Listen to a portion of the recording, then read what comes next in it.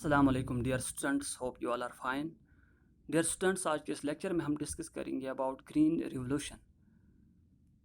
The green revolution or the third agricultural revolution actually is a set of research technology transfer initiatives occurring between 1950 and the late 1960s that increased agricultural production worldwide, beginning most markedly in the late 1960s। यानी जो green revolution है और जो third agriculture revolution है, ये actually है a set of research technology transfer initiatives, जिसमें हम देखते हैं कि डिफरेंट टेक्नोलॉजीज़ का इस्तेमाल होता है, जिसमें डिफरेंट हम कहेंगे जो नई टेक्नोलॉजीज़ हैं उनको अडॉप्ट किया जाता है।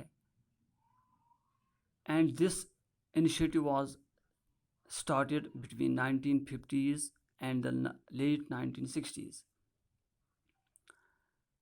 उसमें से हम देखते हैं कि इसका मेन जो इनिशिएटिव था, इसका जो मेन मकसद था, that was to increase the agricultural production worldwide, और it mostly markedly began in the late 1960s। ये जो इनिशिएटिव्स थे, they resulted in the adoption of new technologies including high yielding varieties of cereals especially dwarf wheat and rice. यानी जो green revolution था, इसका जो setup था, इसके जो इनिशिएटिव्स थे, उसकी वजह से अडॉप्ट की गई नई टेक्नोलॉजीज़ का अडॉप्शन हुआ। उसमें से हम देखते हैं कि हाई यील्डिंग वेराइटीज़ का इस्तेमाल हुआ, mostly in case of cereals जो हमारे हैं dwarf wheat and rice, they were adopted. और साथ साथ it was associated with chemical fertilisers, agrochemicals and controlled water supply and newer methods of cultivation including mechanisation.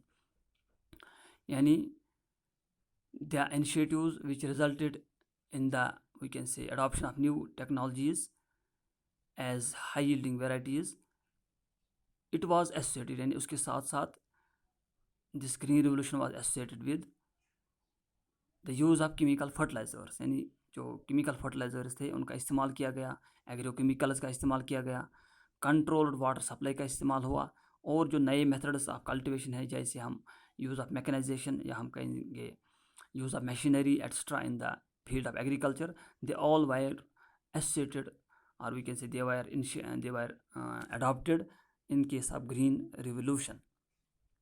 तो ये सारे प्रोग्राम जो अडॉप्ट किए गए, they were seen as package of practices in order to supersede the traditional technology।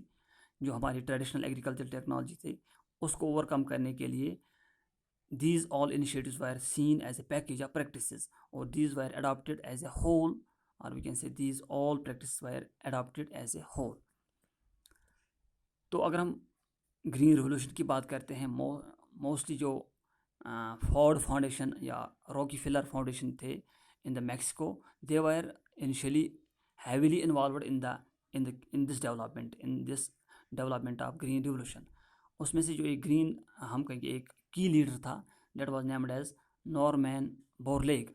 जो Norman Borlaug है, that is also named as the father of green revolution, और he was honoured with he received the Nobel Peace Prize in 1970।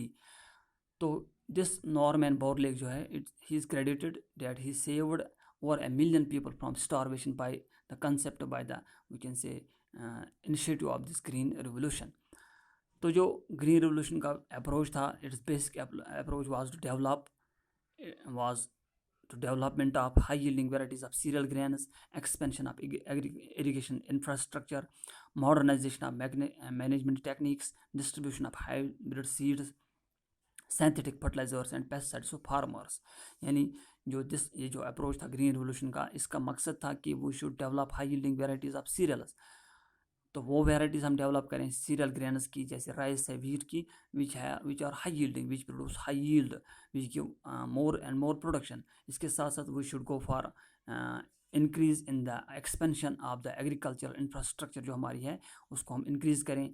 हम modernisation of जो हमारी management techniques हैं, जो हमारी agriculture techniques हैं, उनकी मॉडर्नाइजेशन करें, और हम डिस्ट्रीब्यूट करें हाइब्रिड सीड्स का, सिंथेटिक फर्टिलाइजर्स का और पेस्टिसाइड्स का फार्मर्स में। तो जो ये टर्म है green revolution, it was first used by William S God. William S God ने सबसे पहले टर्म इस्तेमाल की थी green revolution. He was the administrator of US agency for international development USAID। उसने अपनी एक स्पीच में on 8 March 1968 he used the term green revolution. तो अगर हम इंडिया में बात करें ग्रीन रिवोल्यूशन की, in India it refers to a period when Indian agriculture was converted into an industrial system due to adaptation of modern methods and technologies. यानी India में green revolution उस पीरियड को कहा जाता है जब इंडियन एग्रीकल्चर को चेंज किया गया था इंडस्ट्रियल सिस्टम में by means of adoption of methods, यानी उसमें अडॉप्ट किए गए थे modern methods and technologies. For example use of high yielding varieties of seeds, use of tractors, irrigation facilities, pesticides and fertilizers. तो इंडिया में हम देखते हैं जो मेन फाउंडेशन इसकी रखी थी ग्रीन रिवोल्यूशन की, it was mainly found by MS Swaminathan. तभी तो हम देखते हैं जो MS स्वामीनाथन है, he is named as the father of green revolution in India.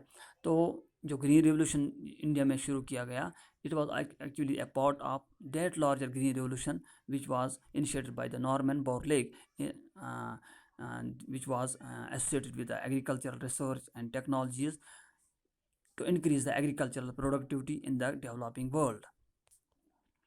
तो अगर हम इंडिया में बात करते हैं ग्रीन रिवोल्यूशन की, it was separate over a period from 1967-68 to 1977-78।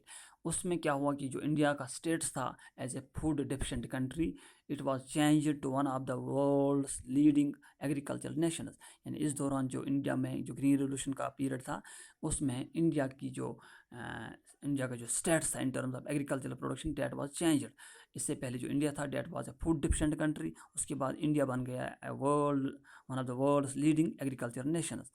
तो हम देखते हैं कि जो अनटिल 1967 जो था गवर्नमेंट जो हमारी थी, that was concentrating on increasing the farming land, to increase the farming land in order to increase the food production।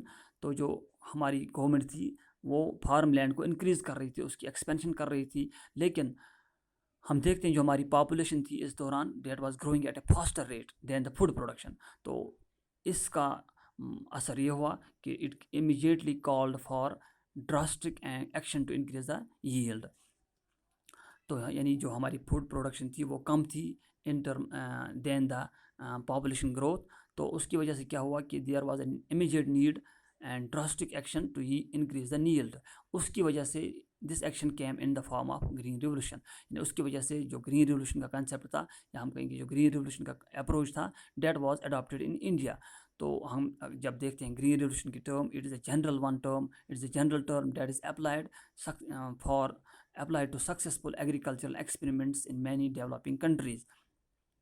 यानी जो ग्रीन रिवोल्यूशन है, इसका मकसद है कि इसका जो अप्रोच है, इट इज़ एक्चुअली हम यहाँ पे अप्लाई करते हैं successful agricultural experiments in terms of new technologies, in terms of new we can say irrigation facilities, और we can say mechanisation of the agriculture. तो उसकी वजह से जो हमारी agricultural production that is increasing. तो उस हिसाब से अगर हम देखें, या उस सीमत में अगर हम देखें, तो India is one of the most successful countries in terms of we can say green revolution. तो अगर हम ग्रीन रिवोल्यूशन में देखते हैं, जो 3 बेसिक एलिमेंट्स थे in the method of green revolution, वो क्या थे? दे वर नंबर फर्स्ट मेथड था कि हम इंडिया में देखते हैं कि जो फर्स्ट मेथड अडॉप्ट किया गया इन ऑर्डर टू और we can say for the purpose of green revolution, वो था continuing expansion of farming land. यानी हम ऑलरेडी कर रहे थे इंक्रीज इन फार्मिंग लैंड। जो हमारी गवर्नमेंट थी, जो हम अभी मैंने आपको बताया कि अनटिल 1967 हमारा जो अप्रोच था वो था कि हम इंक्रीज़ करें अपना फार्म लैंड। तो वो जो कंसेप्ट था, that was also adopted in green revolution. दूसरा इसमें क्या हुआ कि क्या कंसेप्ट अडॉप्ट किया गया, that was to double the cropping in the existing farming land. जो हमारी फार्मिंग लैंड है उसमें जो हम क्रॉपिंग करते थे usually, that was single seasonal crops, because जो हमारी एग्रीकल्चर थी वो डिपेंडेंट थी ऑन द सीजनल रेनफॉल। तो उस चीज़ को चेंज किया गया into multiple cropping, into double cropping. तो उस डबल क्रॉपिंग को अडॉप्ट किया गया, हम कहेंगे उसको जो मल्टीपल क्रॉपिंग था या जो डबल क्रॉपिंग था, उस चीज़ को हासिल किया गया। उस चीज़ को हम कहेंगे by means of increasing in the this irrigation facilities, by means of increasing newer methods or adopting newer methods of irrigation, the water supply। तो उसकी वजह से क्या हुआ कि हम कामयाब हो गए कि we should go for multiple cropping and we should go for double cropping in the India. तो तीसरा जो इसमें था कि we should using seeds with improved genetics, यानी use of hybrid varieties of seeds, use of high yielding varieties of seeds. So that was the concept of green revolution in India as well as in the world. Hope you have understood. Thank you.